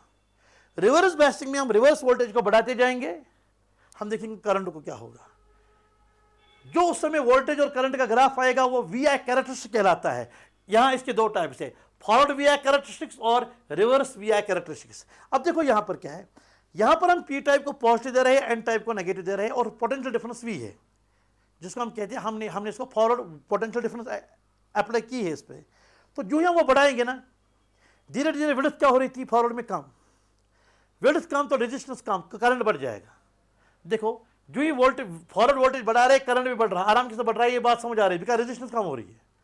अब क्या हो रहा है, आपने बढ़ाते बढ़ाते इतना फॉरवर्ड रेजिस्टेंस दिया, आपने इतना फॉरवर्ड वोल्टेज दिया कि विड्थ खत्म होगी, डिप्लीशन रीजन ही खत्म हो गया, बैरियर फील्ड ही खत्म हो गया, तो करंट शार्पली इंक्रीज हो गया। ऐसा वोल्टेज जहां पर, ऐसा फॉरवर्ड वोल्टेज जहां पर जहां पर वो वैनिश होता है डिप्लीशन रीजन, उसको कहते हैं हम नी वोल्टेज, और यहां पे शार्पली इंक्रीज हो रहा है। अब यहां देखो, यहां हम देते हैं एन को पॉजिटिव, पी को नेगेटिव, तो रिवर्स फील्ड जो आ रहा था वो बैरियर फील्ड को फेवर कर रहा था, विड्थ बढ़ रही थी, बैरियर पोटेंशियल बढ़ रहा था, रेजिस्टेंस बढ़ रहा था। अब क्या होगा, लेकिन माइनॉरिटी कैरियर्स की वजह से करंट है, that's minority carriers, that is reverse current, उसको तो फेवर हो रहा है। यानी रिवर्स करंट, जब मैं रिवर्स वोल्टेज बढ़ाता हूं, reverse current because of minority carriers, वो तो बढ़ जाएगा, लेकिन यहां दिखाया गया वो ऑलमोस्ट कांस्टेंट है, क्योंकि माइनॉरिटी का तादाद ही कितना होता है कि उसका बढ़ना अप्रिशिएबल हो जाए, वो ऑलमोस्ट कांस्टेंट रहता है। तो आप बढ़ते बढ़ते बढ़ते बढ़ते, यानी विड्थ बढ़ रही है, विड्थ बढ़ रही है, माइनर ड्रिफ्ट बढ़ रहा है, तो ड्रिफ्ट बढ़ रहा है तो ड्रिफ्ट करंट बढ़ रहा है, तो यानी वो यहाँ ऑलमोस्ट कांस्टेंट इसलिए दिखाया बिकॉज वो कोई अप्रिशिएबल चेंज नहीं लगेगा, उसकी तादाद कम है। होते होते होते आपने इतना नेगेटिव दिया कि करंट अब्रप्टली इंक्रीज हो रहा है। देखो, आपने करंट ऐसा दिया, करंट अब्रप्ट इंक्रीज होगा। जिस नेगेटिव वोल्टेज पे ऐसा होता है, दैट्स कॉल्ड ब्रेकडाउन वोल्टेज। अच्छा, ब्रेकडाउन में क्या होता है? ब्रेकडाउन के दो टाइप्स है, एक मेरे पास जीनर ब्रेकडाउन है, दूसरा एवलांच ब्रेकडाउन है। पहला पॉइंट याद रखना है, जीनर डायोड होता है हाईली डोप्ड में और एवलांच होता है लाइटली डोप्ड में। अच्छा, जीनर ब्रेकडाउन होता है अलर्ट फील्ड की वजह से, बैरियर फील्ड की वजह से, और ये होता है due to kinetic energy of minority carrier. समझाऊंगा क्या है। रिवर्स बायसिंग में विड्थ बढ़ जाती है, बैरियर फील्ड बढ़ जाता है। जब बैरियर फील्ड बढ़ जाता है ना, वो डिप्रेशन रीजन में बॉन्ड को पोलराइज करेगा, तोड़ेगा, बिकॉज इलेक्ट्रॉन पे फोर्स लगेगा अगेंस्ट। यहां बॉन्ड बना है इलेक्ट्रॉन होल का, बैरियर फील्ड यहां है, इलेक्ट्रॉन पे फोर्स यहां लगता है, होल पे यहां लगता है, उसको ब्रेक करता है, तो वहां चार्ज कंसंट्रेशन बहुत ज्यादा बढ़ जाती है, तो करंट अब्रप्टली इंक्रीज होता है। ऐसा ब्रेकडाउन को हम कहते हैं जीनर ब्रेकडाउन। अगर ऐसा होगा कि बैरियर फील्ड की वजह से जो माइनॉरिटी कैरियर्स पे ड्रिफ्ट आता है, उनकी काइनेटिक एनर्जी अगर ज्यादा होगी और ज्यादा आकर वो डिप्लीशन रीजन को तोड़ेगा, एक ही खुद अपना फील्ड की वजह से, उसका तोड़ने की वजह से जो चार्ज कैरियर्स आ रहे हैं, दैट्स कॉल्ड जीनर ब्रेकडाउन। दूसरा है माइनॉरिटी कैरियर्स को बुला के अपने को तोड़वाएगा, दैट्स कॉल्ड एवलांच ब्रेकडाउन। अब उसके बाद कुछ स्पेशल टाइप ऑफ डायोड्स है, कुछ स्पेशल डायोड्स हमारे पास है। स्पेशल डायोड में पहले है लाइट इमिटिंग डायोड। देखो, ये डायोड बनाया गया है, ये सिंबल ऐसा है, ये इस बात की निशानदी करता है कि वहां से लाइट निकलती है। ये एक स्पेशल डायोड है जो लाइट इमिट करता है, ठीक है ना, जो हम लाइट सोर्स के तौर पे यूज करते हैं। इसको हम फॉरवर्ड बायसिंग करते हैं, ये फॉरवर्ड बायस्ड होता है। तो क्या होता है फॉरवर्ड बायसिंग में, आपको पता है मेजॉरिटी कैरियर्स इलेक्ट्रॉन जाएंगे फ्रॉम एन टू पी, और ये जाएंगे from P to N holes. Depletion region के अराउंड उनका रिकम्बिनेशन हो जाता है, ये भी हमें पता है। जब रिकम्बिनेशन हो जाएगी तो इलेक्ट्रॉन कहां था? कंडक्शन बैंड में। होल कहां था? वैलेंस बैंड में। इस बात पे नजर रखनी है। तो हम कह रहे रिकम्बिनेशन हो गया, इलेक्ट्रॉन फिर समझ इलेक्ट्रॉन आया कंडक्शन बैंड से वैलेंस बैंड में, तो ये डीऑक्साइड हुआ, तो ये तो फोटोन एनर्जी तो इमिट करेगा डीऑक्साइडेशन में। तो जो एच न्यू आएगा वो आएगा ईजी, बैंड गैप के बराबर। एच न्यू का मतलब है H C by lambda is equal to E, G अगर आपको लैम्डा निकालना है यानी वेवलेंथ ऑफ द लाइट जो इमिट हुई वो बराबर है एच सी बाई ईजी। आपको कितनी वेवलेंथ चाहिए वो डिपेंड करेगा उस मटेरियल का बैंड गैप कितना है। लाइट इमिटिंग डायोड मींस अगर आप चाहते हो लाइट विप वायर में 400 से 700 नैनोमीटर के अराउंड लैम्डा चाहते हो, उसके लिए ये तो फिक्स्ड वैल्यू है, तो 400 से 700 के लिए इसका वैल्यू 1.8 इलेक्ट्रॉन वोल्ट के अराउंड होना चाहिए। यानी मटेरियल्स जो यूज हो जाएंगे एलईडी में, उनका ईजी होना चाहिए अराउंड 1.8 इलेक्ट्रॉन वोल्ट। सिलिकॉन और जर्मेनियम जो है ना, उनका ये जो ईजी है ना वो 1.5 से कम है, इसलिए वो इसमें यूज नहीं होता। सर फिर क्या होता है, जब ये कम होता है उनका लैम्डा जाता है, जब लैम्डा जाता है तो वो विप वायर में नहीं रहता, उनका लैम्डा रेड से भी ज़्यादा जाता है, मीन्स वो इंफ्रारेड में आता है। आपको पता है इंफ्रारेड एनर्जी है ना वो हीट अप करता है। हमें काहे के लिए, हमें थोड़ी हीट के लिए चाहिए, हमें एल लाइट के लिए चाहिए, यहाँ पर हमें विप वायर में मिलना चाहिए। इसलिए सिलिकॉन और जर्मेनियम को यूज़ नहीं हम कर सकते हैं in light emitting diode. Reason उनका बैंड गैप 1.5 से कम है, उनका बैंड गैप 1.5 से कम है, तो यहाँ पर इस मटेरियल को इसके लिए यूज़ हम नहीं कर सकते। और वही हमने दिया है कि मेरे पास करंट वर्सेस वोल्टेज, क्योंकि फॉरवर्ड बायस्ड है, डिफरेंट कलर्स के लिए यहाँ पर आपको ग्राफ दिखाया गया फॉरवर्ड वोल्टेज का, यानी फॉरवर्ड वी आई करंट का। उसके बाद फोटो डायोड है। फोटो डायोड ये हम रिवर्स बायस कराते हैं। होता क्या है, और इस पर जब लाइट पड़ती है ना, डिप्लीशन रीजन टूट जाता है। वन डिप्लीशन रीजन टूट गया, इलेक्ट्रॉन जाएगा अगेंस्ट फील्ड यानी टुवर्ड्स एन जाएगा, और होल जाएगा इन द डायरेक्शन ऑफ फील्ड यानी टुवर्ड्स पी। तो इसका मतलब ये है वहां पर रिवर्स करंट आएगा। जो ही रिवर्स बैटरी में आप रिवर्स करंट आएगा, जो ही रिवर्स करंट आएगा ना, रिवर्स करंट कितना आएगा वो डिपेंड करेगा लाइट की इंटेंसिटी कितनी है। यानी जितना करंट आपको मिलेगा उससे इस बात का अंदाजा लगाया जा सकता है कि लाइट कितनी इमिट होगी, लाइट कितनी स्पीड पड़ गई है। इसलिए हम इनको एज फोटो डिटेक्टर्स यूज कर सकते हैं, यूज्ड एज फोटो डिटेक्टर्स। यानी इंटेंसिटी ऑफ लाइट है वो करंट इज डायरेक्टली इंटेंसिटी, जितना रिवर्स करंट आएगा उतना ही आएगा जितना इंटेंसिटी ज़्यादा होगा। इसलिए क्योंकि रिवर्स करंट है फॉर डिफरेंट कलर्स हमने यहाँ पर इसका रिवर्स वी आई कैरेक्टरिस्टिक बनाया हुआ है, इसका ग्राफ बनता है। उसके बाद सोलर सेल को बायसिंग नहीं की जाती है। रिमेंबर एलईडी फॉरवर्ड होता है, फॉरवर्ड बायस्ड, फोटोडायोड रिवर्स, ये बायस्ड नहीं होता है। ये सेमीकंडक्टर मटेरियल है, इसका एन साइड है, पी साइड है, ये डिप्लीशन रीजन है, उस पर लाइट पड़ जाती है। जब लाइट पड़ जाता है वहाँ इलेक्ट्रॉन होल प्रोड्यूस होते हैं, बिकॉज कोवेलेंट बॉन्ड टूट जाता है। इलेक्ट्रॉन जाता है टुवर्ड्स एन साइड, होल जाता है टुवर्ड्स पी साइड, और इन इलेक्ट्रॉन और होल को प्रोड्यूस जो हुआ है ना, दैट्स कॉल्ड क्रिएशन। क्रिएशन के बाद because the barrier field electron जाएंगे एन साइड और वो जाएंगे hole P side, that's called separation. दूसरा स्टेप सेपरेशन हो रहा है। उसके बाद यहाँ मेटल स्ट्रिप लगाते हैं, यहाँ मेटल स्ट्रिप लगाते हैं, जहाँ के बाद हम घर में कनेक्शन फिर जोड़ सकते हैं ताकि हम लैंप यहाँ पे हो, कोई भी इलेक्ट्रिक अप्लायंस हो जो हमें घर में कनेक्शन जरूरत है। तो क्या होता है, ये नेगेटिव सारा यहाँ कलेक्ट हो जाता है, पॉजिटिव यहाँ कलेक्ट हो जाता है बिकॉज होल्स है। तो तीसरा स्टेप कलेक्शन है। इस मैकेनिज्म को हम कहते हैं फोटो वोल्टेक इफेक्ट। फोटो वोल्टेक इफेक्ट में 3 स्टेप्स है, क्रिएशन पहला स्टेप, उसके बाद सेपरेशन, उसके बाद कलेक्शन। फिर क्या हुआ, यहाँ पॉजिटिव आया, यहाँ नेगेटिव आया, यानी हमें पोटेंशियल डिफरेंस मिल गई, हमें ईएमएफ मिल गया। तो उसी के लिए यूज्ड फॉर प्रोड्यूसिंग ईएमएफ, उसी के लिए सोलर सेल यूज होते हैं। और याद रखा जाए सिलिकॉन और जर्मेनियम जो है जिनका बैंड गैप 1.4 के अराउंड है, वो मटेरियल यूज होते हैं सोलर सेल में। और सोलर सेल का जो ग्राफ आ रहा है वीआई ग्राफ, वो ऐसे दिखता है। आपको पता होना चाहिए यहाँ पर पहले जब ईएमएफ मैक्सिमम था, अभी हमने करंट ड्राउट नहीं किया था, करंट जीरो है। यानी जब हमारे पास वोल्टेज मैक्सिमम था करंट जीरो था। उसके बाद धीरे धीरे जो हम करंट ड्राउट कर रहे हैं, तो करंट बढ़ रहा है, पोटेंशियल डिफरेंस कम हो रहा है, तो ग्राफ ऐसे जा रहा है। इसके बाद हम बात करेंगे जीनोडायोड। जीनोडायोड भी एक स्पेशली डिवाइस्ड पी इंजेक्शन है जिसको हम वोल्टेज रेगुलेशन के लिए यूज करते हैं। मतलब इनपुट वोल्टेज अगर फ्लक्चुएटिंग होगा, हम चाहते हैं कि आउटपुट वोल्टेज जो है ना वो स्टेबलाइज हो जाए, कांस्टेंट रहे, उसके लिए हम यूज करते हैं स्पेशल डायोड एक जिसको कहते हैं जीनोडायोड।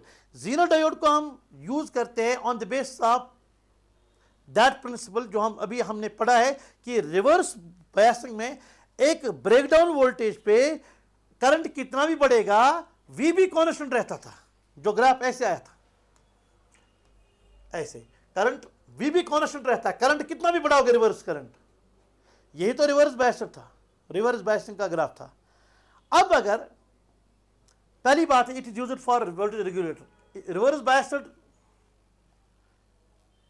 बायस्ड ये रहता है बिकॉज यानी हमें वोल्टेज रेगुलेशन के लिए पी इंजेक्शन को स्पेशली डिजाइनड पी इंजेक्शन है, उसको रिवर्स बायसिंग कराया जाता है और रिवर्स ब्रेकडाउन पॉइंट पे पहुंचाया जाता है जहां पर करंट कुछ भी बढ़ा दे तो वोल्टेज कांस्टेंट रहता है। यानी रिवर्स बायस्ड में रिवर्स ब्रेकडाउन पॉइंट रीजन पे काम कराना है। तो वही मैंने कहा प्रिंसिपल ये है, जब V इज इक्वल वीजेड रहता है कांस्टेंट, यानी जब V जो हमारे पास V इज इक्वल वीजेड है, यानी जीनर ब्रेकडाउन अगर कहेंगे वो अगर कांस्टेंट रहेगा, करंट कितना भी बढ़ रहा है, दो current increase that remains constant. यानी मैं कहने वाला हूं यहाँ मेरा इनपुट है, ये इनपुट रेजिस्टेंस है, ये मेरे पास जीनर डायोड है, तो मैं यहाँ पर इसको नेगेटिव डालूंगा, इसको पॉजिटिव डालूंगा तो पॉजिटिव साइड पी साइड में, नेगेटिव एन साइड में, तो ये मेरा रिवर्स बायस्ड बन गया है। और अगर मैंने इसको इतना नेगेटिव दिया है कि रिवर्स ब्रेकडाउन पॉइंट पे आया है, तब जाकर ये सर्किट हमें यूज काम आएगा वोल्टेज को रेगुलेट कराने में। कैसे देखिएगा, देखो आपको जो आउटपुट लेना है ना वो यहां से लेना होता है, यानी output is taken parallel to the zener diode. Whatever the current की चेंज आई वो सारी करंट की चेंज यहां आएगी, वो सारी करंट की चेंज यहां आएगी, पर करंट की कितनी भी चेंज यहां क्यों ना आएगी, VZ कांस्टेंट रहने वाला है, यहां बात बोली गई है, VZ कांस्टेंट रहता है। जब यहां वोल्टेज कांस्टेंट रहता है, क्योंकि हमने इसको पैरेलल रखा है, लोड क्योंकि पैरेलल है, पैरेलल में पोटेंशियल डिफरेंस तो सेम रहेगा, मींस जो यहां पर वोल्टेज आएगा आउटपुट वो तो इसके बराबर है, मगर ये तो कांस्टेंट है, means output is equal VZ, that means constant. So whatever we I change here, जो आउटपुट लिया जाता है वो लिया जाता है पैरेलल टू ज़ीरो डायोड, यानी that is a constant value, और यहां कांस्टेंट मिलता है। ये फंडा है। तो सवाल में क्या पूछा जाता है आपको? सवाल में पूछा जाता है अगर यहां से करंट आया इधर से चला गया IZ, इधर से IL चला गया, तो I is equal to IZ plus IL। आपको यूजुअली IZ निकालने के लिए कहते हैं, तो IZ कैसे निकालोगे आप? टोटल करंट जो यहां से आ रहा है माइनस IL कैसे निकालोगे आप? IL निकालोगे, यहां जो V आउटपुट आ रहा है, सर वो V आउटपुट किसी बराबर है? VZ, वो आएगा VZ बाय RL, सो ये आएगा VZ बाय RL, आएगा ये वाला करंट, ठीक है। अब जो ये करंट है, ये करंट जो आएगा, यहाँ करंट आएगा V बाय R। सर यहाँ V कितना आएगा? और यहाँ V इनपुट है, यहाँ V VZ है, जो यहाँ V आएगा वो आएगा V इनपुट माइनस VZ, तो V इनपुट माइनस VZ, यहाँ पोटेंशियल डिफरेंस है, उसको डिवाइड करो, इसकी रेजिस्टेंस RI डिवाइड करो, तो this minus this potential by Ri is equal to this current, and this potential by this RL is equal to this current, and this current minus this current is IZ, this current। और यहां पे mention किया है मैंने, अगर आपको checkup करना है क्या ज़ीनर डायोड ब्रेकडाउन मोड में आया है कि नहीं आया है, जहां पर वोल्टेज रेगुलेट कर सकते हैं, उसके लिए टेस्टिंग के लिए आप VI को मल्टीपल किया करो RL और डिवाइड करो RI प्लस RL। अगर इसका प्रोडक्ट जो है, ये सारी कैलकुलेशन अगर आपको VZ से ज़्यादा या बराबर बनेगा, ये ज़ीनर ब्रेकडाउन मोड में आया है, वहाँ पर वोल्टेज स्टेबलाइज हो जाएगा, यानी ये वोल्टेज रेगुलेटर यूज़ होगा, अगर नहीं तो यूज़ नहीं हो जाएगा वोल्टेज रेगुलेशन में। उसके बाद और एक चीज़ है रेक्टिफायर ऐसी डिवाइस है जो AC को DC में कन्वर्ट करता है। ज़ीनर डायोड को भी एज रेक्टिफायर हम यूज़ करा सकते हैं, 2 modes, as half wave rectifier, as full wave rectifier. यहाँ पे देखिएगा, यहाँ पे ट्रांसफार्मर की प्राइमरी कॉइल है और ये सेकेंडरी कॉइल है, यहाँ आउटपुट यहाँ से लिया जाता है, ये हाफ वेव रेक्टिफायर है, और यहाँ इस एक डायोड यूज होती है। फुल वेव रेक्टिफायर में आप देखो, ये ट्रांसफार्मर नहीं, यहाँ 2 डायोड्स यूज होती है, और ये सेंटर टेपर ट्रांसफार्मर यूज करते हैं, यानी आउटपुट यहाँ से लिया जाता है RL, यहाँ से आउटपुट लिया जाता है, यहाँ इधर से आउटपुट लिया जाता है। इसका मतलब ये है कि यहाँ पे AC है इनपुट, यहाँ भी AC इनपुट है, हमें आउटपुट चाहिए DC, यहाँ भी कैसे जरा देखिएगा। फॉर एग्जाम्पल पॉजिटिव, ये इनपुट है, पॉजिटिव साइकिल, फिर negative cycle, positive half cycle, negative half cycle, हो गया एक साइकिल AC का, फिर पॉजिटिव साइकिल, नेगेटिव साइकिल, एक साइकिल AC का। इसी तरह से positive cycle, negative cycle, positive negative, ये एक साइकिल होता है या हाफ साइकिल होता है। पहले हाफ साइकिल के दौरान मानो यहाँ पॉजिटिव है, जब पॉजिटिव है तो ये तो बना फॉरवर्ड बायसर में ये कंडक्ट करता है, तो कंडक्ट कर रहा है। जो ये नेगेटिव चला गया, इसकी जो पोलैरिटी वो चेंज हो जाएगा, ये अब नेगेटिव आएगा और ये पॉजिटिव आएगा, मीन्स ये रिवर्स बायसर हो जाएगा। जो ये रिवर्स बायसर होता है, आइडियल डायोड के लिए फॉरवर्ड रेजिस्टेंस 0 होता है, रिवर्स इन्फिनाइट होता है, रिवर्स में कंडक्ट नहीं करता है। जब कंडक्ट नहीं करता है तो इस वाली नेगेटिव में कंडक्ट नहीं करता है, देखो कंडक्ट नहीं करता है। उसके बाद अगेन पॉजिटिव साइकिल आएगा, नेक्स्ट साइकिल का पॉजिटिव हाफ आएगा, आया पॉजिटिव, अगेन ये पॉजिटिव आएगा, अगेन ये कंडक्ट करेगा, फिर अगेन नेगेटिव में ये नेगेटिव जाएगा और ये कंडक्ट नहीं करेगा। यानी इसका एक साइकिल में हाफ में कंडक्ट करता है, हाफ में कंडक्ट नहीं करता है, हाफ में करता है, हाफ में नहीं करता है, इसलिए इसको हाफ वेव रेक्टिफायर कहते हैं। और यहाँ देखो, यहाँ पहले हाफ साइकिल में मानो ये पॉजिटिव है, ये नेगेटिव है, ये कंडक्ट करेगा और ये नहीं करेगा, और कंडक्ट किया किसने किया? D1 ने किया, कंडक्ट ये नहीं करेगा। नेक्स्ट हाफ साइकिल में अब ये बनेगा पॉजिटिव और ये बनेगा नेगेटिव, यानी आप नहीं करेगा, ये आप करेगा, ये नेक्स्ट पहले हाफ में ये पॉजिटिव था, ये नेगेटिव था, ये कंडक्ट कर रहा था, ये नहीं करता था। अब रिवर्स में क्या होगा? नेगेटिव हाफ में पोलैरिटी चेंज हो जाएगा, जो पॉजिटिव था ये नेगेटिव बनेगा, जो नेगेटिव था ये पॉजिटिव बनेगा। ये आप कंडक्ट करेगा, ये नहीं करेगा, यानी कंडक्ट करेगा दो में से कोई, कौन? D2 करेगा। यानी नेगेटिव में भले ही ये नहीं करेगी, ये तो करेगी। यानी इसके पूरे साइकिल में पहले में कंडक्टर D1 ने किया, इसमें कंडक्टर D2 ने किया। यहाँ 2 डायोड्स यूज होते हैं, वहाँ एक ही। तो यहाँ पर पूरी वेव के दौरान हमारा आउटपुट मिलता है, that's why it's called full wave rectifier. और याद रखना, यहाँ जो आउटपुट की फ्रीक्वेंसी है वो इनपुट के बराबर, और यहाँ ट्वाइस इनपुट के बराबर। मतलब एक साइकिल जब पूरा हुआ, आउटपुट ने एक साइकिल पूरा किया, एक साइकिल हो गया, वो जहाँ जिसके बाद शक्ल रिपीट होती है, यानी इसकी शक्ल ऐसे है ना, आउटपुट की ऐसे पहले ये बात, फिर साइकिल रिपीट हुई। यानी इसने जिस दौरान एक साइकिल एक साइकिल रिपीट किया, इसने भी एक साइकिल रिपीट किया, यानी इन आउटपुट फ्रीक्वेंसी इनपुट फ्रीक्वेंसी। लेकिन यहाँ देखो, जब तक इसने एक साइकिल पूरा किया, इसने तब तक 2 साइकिल्स पूरे किए, यानी यहाँ के बाद साइकिल रिपीट होती है तो इसका साइकिल ये हो गया, इसका ये और एक साइकिल है। जब तक इनपुट का एक साइकिल आया, आउटपुट का 2 साइकिल्स आए, इसलिए output frequency 2 times input frequency है। और कुछ डाटा आप याद रखोगे क्विक बेसिस पे। एक यहाँ है हाफ वेव रेक्टिफायर में मैक्सिमम एफिशिएंसी है 40.6%, यहाँ 81.2% डबल है। और यहाँ रिपल फैक्टर है 1.2, यहाँ रिपल फैक्टर है 0.8, और उसके बाद यहाँ फॉर्म फैक्टर है 1.57, यहाँ फॉर्म फैक्टर है 1.11। एसी में ये टर्मिनोलॉजी आपने सुनी होती है। उसके बाद ब्रिज वेव रेक्टिफायर होता है। ब्रिज वेव रेक्टिफायर में हम 4 डायोड्स यूज करते हैं। इसमें एक साइकिल के दौरान 2 कंडक्ट करते हैं, 2 कंडक्ट नहीं करते। फिर नेक्स्ट साइकिल के दरमियान जो पहले नहीं करते थे वो आप कंडक्ट करेंगे, और जो पहले करते वो आप कंडक्ट नहीं करेंगे। उसका फायदा यह है कि सेंटर टेप ट्रांसफार्मर की रिक्वायरमेंट अब यहाँ से खत्म, ठीक है ना। हमें वहाँ सेंटर टेबल ट्रांसफार्मर चाहिए, यानी ये कंडक्ट करता है हर एक पूरी साइकिल के दौरान, यानी it's actually full wave rectifier. But इसका फायदा यह है कि सेंटर टेप ट्रांसफार्मर की जरूरत नहीं पड़ती, मगर 4 डायोड जरूरत पड़ते हैं। और यहाँ पे एक टर्म मैंने यूज किया, फिल्टर सर्किट। फिल्टर सर्किट क्या होता है? देखो, जब एसी कन्वर्ट होता है ना डीसी में, तो जो आउटपुट डीसी में है ना, उसमें कुछ ना कुछ इम्प्योरिटी मौजूद होती है, यानी सारा एसी कंप्लीट नहीं हुआ, चेंज नहीं होता है डीसी में, कुछ ना कुछ इनपुट सिग्नल्स भी जो अनवांटेड है वहाँ पे रहती है। हम चाहते हैं हम इसको फिल्टर कराया जाए ताकि हमारा प्योर डीसी मिल जाए, उसके लिए हम फिल्टर सर्किट यूज़ करते हैं। रफली यहाँ से बताता हूँ, फिल्टर सर्किट्स बहुत सारे यूज़ होते हैं, और यहाँ पर कैपेसिटिव फिल्टर सर्किट यूज़ किया गया है। मतलब जो यहाँ से आउटपुट आया ना रेक्टिफायर का, उसमें आप एसी, उसमें डीसी है और साथ में एसी भी मौजूद है, तो हम क्या होगा, जो ही यहाँ जाएगा एसी प्लस डीसी दोनों जाएंगे, एसी प्लस डीसी दोनों जाएंगे। हमें पता होना चाहिए capacitor blocks DC, capacitor DC को पास नहीं होने देगा, तो कैपेसिटर ब्लॉक्स डीसी, तो एसी यहाँ जाएगा और डीसी यहाँ से जाएगा, यानी हमारा एसी और डीसी फिल्टर्ड आउट हो गया। हमारा प्योरली जो डीसी मिलने वाला था वो हमें मिला, यानी हमने इनको जुदा कर लिया। तो ये फिल्टर का काम है, तो फिल्टर फैक्टर यही है, फिल्टर सर्किट ही है। इसके बाद हमारे पास बूलियन अलजेब्रा है। बूलियन अलजेब्रा देखो, आपको बूलियन डिजिटल इलेक्ट्रॉनिक्स में बाइनरी नंबर्स में आता है 2, 1 और 0। 1 का मतलब है ऑन, 0 का मतलब है ऑफ। 1 का मतलब है हाई वोल्टेज, 0 का मतलब है लो वोल्टेज।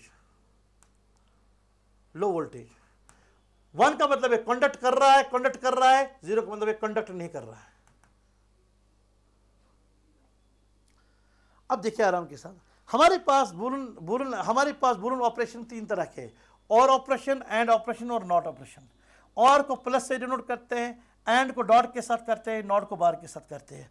और कुछ रूल्स हमें याद रखने हैं, जैसे a प्लस 0 0 होता नहीं, a प्लस 0 a ही होता है, और a डॉट 0 0 होता है, ये याद करना है।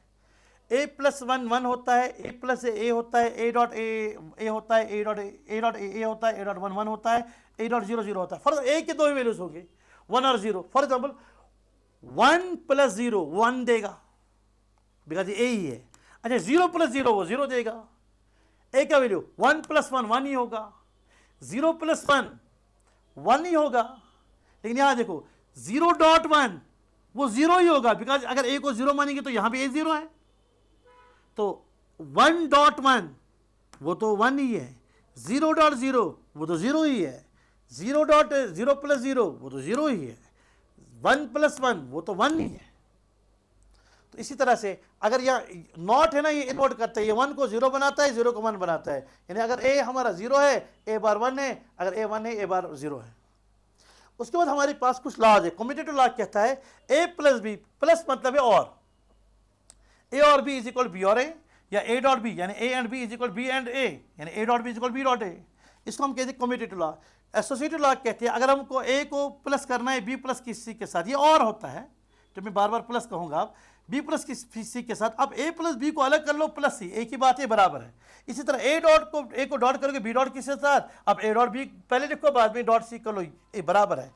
उसके बाद डिस्ट्रीब्यूटिव लॉज है, अगर हम इसको डॉट करेंगे b प्लस सी के साथ, पहले a को डॉट b के साथ होगा तो a डॉट b आएगा, फिर a डॉट सी आएगा, बीच में प्लस आएगा, बीच में प्लस आएगा।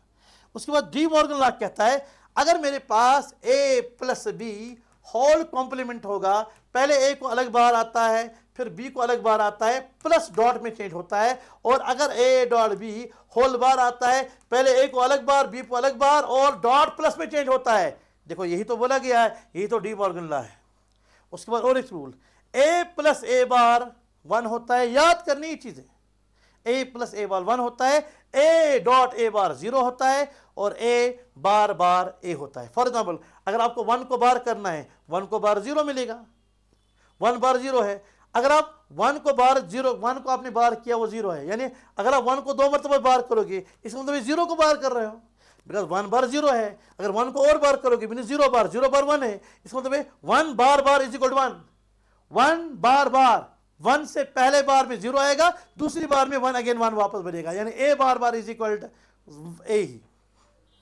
उसके बाद हमारे लॉजिक गेट्स हैं, बेसिक गेट्स हमारे 3 हैं, हमारा और गेट है, हमारा एंड गेट है, हमारा नॉट गेट है। देखो ये हमारे पास सिंबल है, यहाँ सिग्नल ए आ रहा है, यहाँ सिग्नल बी आ रहा है, यहाँ से आउटपुट ए प्लस बी यानी ए और बी मिल रहा है, इसका सिंबल है यहाँ से ए यहाँ से बी। सिंबल को याद रखना, डायग्राम को याद रखना, यहाँ A dot B mean A and B, यहाँ सिंबल याद रखना, ट्रायंगल होता है और यहाँ गोल होता है, यहाँ आ रहा है ए और यहाँ ए बार आ रहा है mean output A bar mean not gate है। इसमें आप देखिए अच्छी तरह से इनपुट ए के और बी के 2 ही वैल्यूज हो सकती है, ए का 2 ही वैल्यू होगा या 1 या 0, बी का वैल्यू आएगा 2 ही 0 या 1।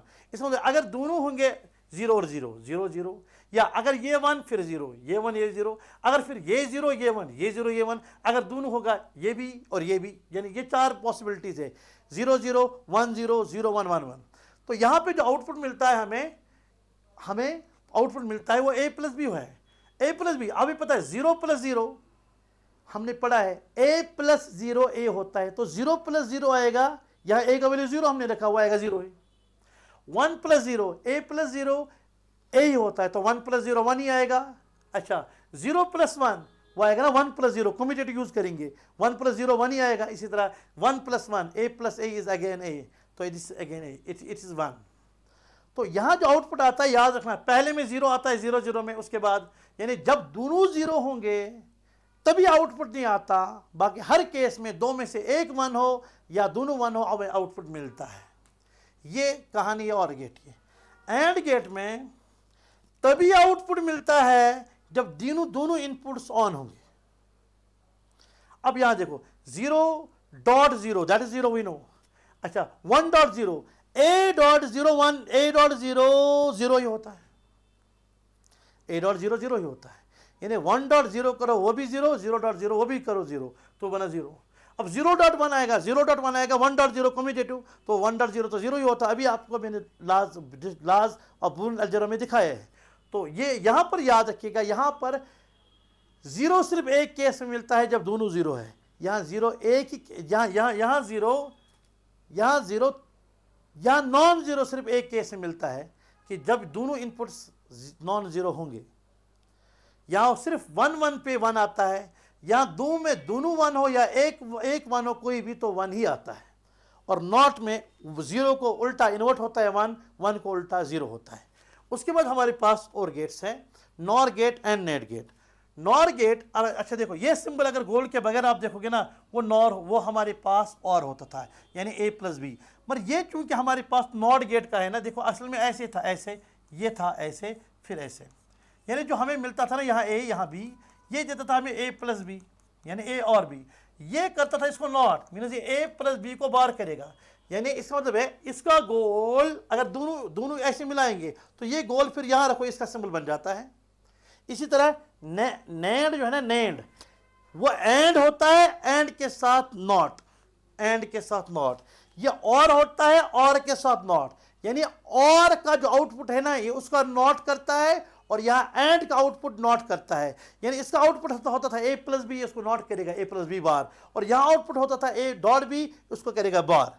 अब क्या होगा, जो यहाँ आउटपुट आता था यहाँ पर 0, देखो इनपुट आता था 0 0 1 0 0 1 1 1, तो और आउटपुट आता था हमें किस में, और में 0 1 1 1 0 1 होगा, 1 1 1 तीनों जगह 0 होगा, यानी 1 और 0 0 0 उसका आएगा आउटपुट।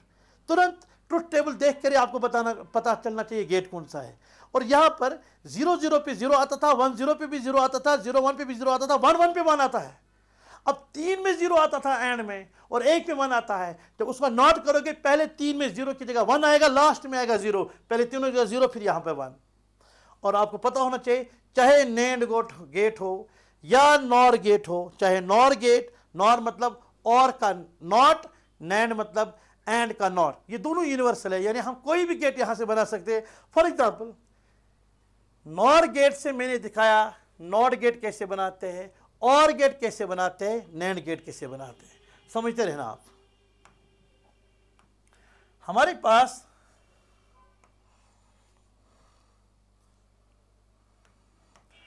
पास ये गेट है ना, ये ट्रायंगुलर, और यहां पर मैंने गोल डाला, ये है ना नॉर गेट। नॉर गेट के इनपुट मैंने दिया सेम, तो मैं प्रूव कर लूंगा जब नॉर गेट का इनपुट सेम होता है वो नॉट गेट होता है। कैसे? देखो नॉट गेट में ये क्या करता था, ये ए को प्लस करता था पहले बी, यानी और करता था ए प्लस बी, ए प्लस बी, प्लस के बाद इसको करता था बार। अब यहां ए प्लस ए ही आएगा, ए प्लस ए ए, अब चढ़ेगा ए बार, यानी इनपुट आया ए, आउटपुट आया ए बार, तो नॉट आया। अब यहां देखो, यहां ये और गेट है, ये नॉर गेट है, ये भी नॉर गेट है, यहां दो नॉर गेट्स यूज होते हैं टू फॉर्म द और गेट। कैसे? यहां ए और बी, तो ये क्या करेगा, ए प्लस बी करेगा, फिर चढ़ाएगा ये। अब यहां इनपुट दोनों सेम है, अभी मैंने बोला जब इनपुट सेम देते हैं नॉर गेट को, ये नॉट एक्ट करता है, यानी जो हमारा इनपुट यहां आ रहा है इसके लिए वो ए प्लस बी बार आ रहा है, इसको नॉट करेगा, यानी ए प्लस बी बार को ये और बार करेगा, ए प्लस बी बार बार आएगा, ए खाली ए प्लस बी ही, ए बार बार करने से दोनों बार खत्म होते हैं, वो वापस अपने पे आता है, यानी ए प्लस बी बार बार वो आएगा, ए प्लस बी मीनस ये हमारा और गेट है।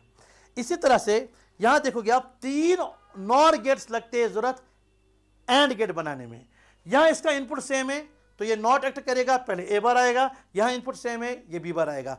अब ए बार और बी बार को, अब यहां से आया ए बार और यहां से आया बी बार, ये क्या करता है, इनको पहले प्लस कराता है और फिर चढ़ाता है बार। इस बार को हटाओ आप by using De Morgan law, तो ए बार था इधर, बी बार था इधर, इसको और बार चढ़ेगा, इसको और बार चढ़ेगा, और प्लस डॉट में चेंज होता है, ए बार बार ए होता है, बी बार और बी होता है, बीच में डॉट ए डॉट बी आया, तो ये हमारे पास इस तरह एंड गेट आया।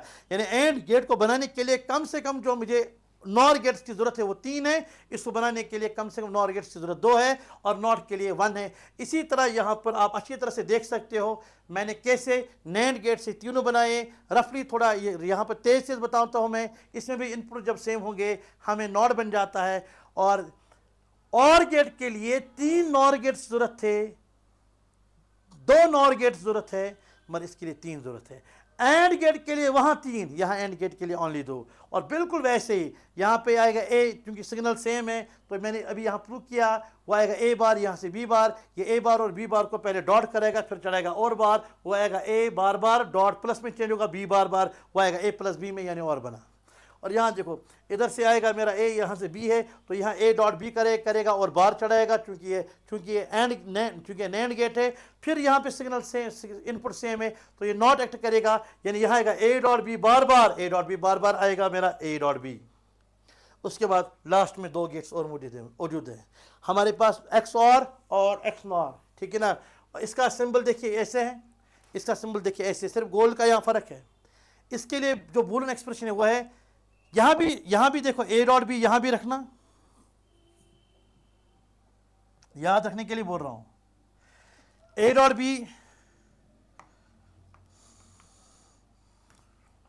यहां पर भी है, ए डॉट बी यहां पर भी है, बीच में प्लस है, ए डॉट बी यहां पर भी, ए डॉट बी भी बीच में प्लस है, मगर यहां पहले ए को यहां बार चढ़ा है, बी को यहां बार चढ़ा है, यहां पहले ए और बी में दोनों में किसी को बार नहीं, फिर इकट्ठे दोनों को कॉमन बार है।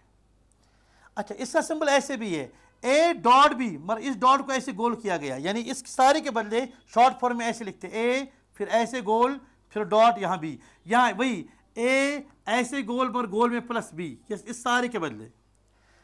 और इसका ट्रुथ टेबल है, देखो ए के 4, ए और बी के 0 0 1 0 0 1 1 1, बिल्कुल इसी तरह यहाँ पर भी। आउटपुट देखो, वरना आउटपुट बड़ा बनाना पड़ेगा, ए बी फिर ए बार फिर बी बार, फिर ए बार डॉट बी, फिर ए डॉट बी बार, फिर उनको प्लस करना है, लंबा है, यहाँ भी लंबा, यहाँ भी लंबा बनेगा। तो लास्ट में टेक्निकल शब्द याद रखना, यहाँ पर आउटपुट मिल जाता है, यानी आउटपुट हमारा हाई वोल्टेज मिल जाता है। यहाँ आउटपुट हाई वोल्टेज मिलता है ओनली जब 2 इनपुट सेम नहीं होंगे, यानी एक 0 हो दूसरा 1 हो, या पहला 1 हो दूसरा 0 है, उसी टाइम हमारे पास आउटपुट मिलता है। यानी आउटपुट मिलता है जब हमारे पास इनपुट जो होंगे वो डिफरेंट आएंगे। डिफरेंट मतलब 0 0 तो सेम है, 1 1 तो सेम है, तो ना, तो 1 0 डिफरेंट है, 0 1 डिफरेंट, तभी आउटपुट मिलता है। यहाँ उल्टा, यहाँ आउटपुट मिलता है सिर्फ तब, यानी यहाँ आउटपुट मिलता है तब जब इनपुट क्या होगा, सेम होगा। सेम हो गया जब 0 0 होगा या 1 1 होगा। So this is XOR and XOR। तो होपफुली कम टाइम में 1 घंटे के अराउंड हमने क्विक ब्रश अप सेमीकंडक्टर के सारे पॉइंट्स का कर लिया। उम्मीद है जिस मकसद के लिए लेक्चर बनाया गया, और नाम ही है इसका fast track short note revision, मैंने तुरंत, मुझे लगता है किसी भी तरह इसके साथ इंसाफ हो गया है। उम्मीद है आपको फ़ायदा आया होगा, क्विकली रिवाइज हुआ होगा। और ये मैं बताऊँ, ये उन बच्चों के लिए जिन्होंने ऑलरेडी अच्छी तरह से डिटेल में ये चीज़ें पढ़ी होती है, उनके लिए क्विक ब्रश अप, कम समय में रिवीजन के लिए ये शॉर्ट नोट से। तो स्टे ब्लेस्ड, अल्लाह हाफ़िज़, अस्सलाम वालेकुम।